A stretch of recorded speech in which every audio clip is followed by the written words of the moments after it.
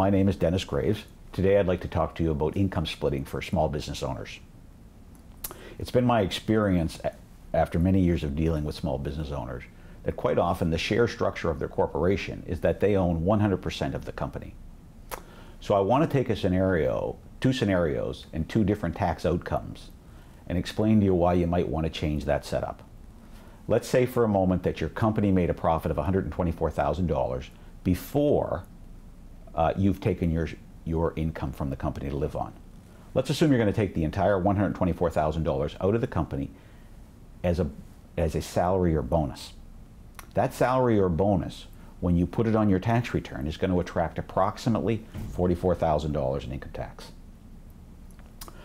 Option number two, or something you might want to consider, is if you set up a family trust to own either the common shares or the preferred shares of that same corporation. Now, rather than paying out a salary or bonus to yourself, you may opt to pay a dividend to the family trust. Now, let me explain how that works. So, if you pay it out as a dividend, your $124,000 is going to be taxed first at the corporate level, which is approximately 15% in Nova Scotia.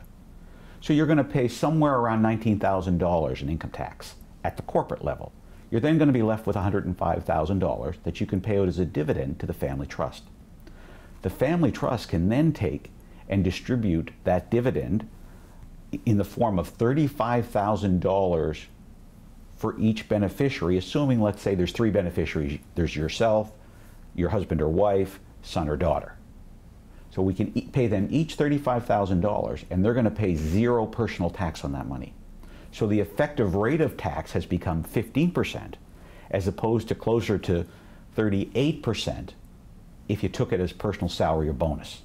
So you're left with, at the end of the day, in scenario number one, salary bonus scenario, you're left with $80,000 to spend of the 124. Option two, you're left with $105,000 to spend after tax. And that is an increase of approximately 31%, or $25,000 of spendable money to you and your family. Thanks for listening.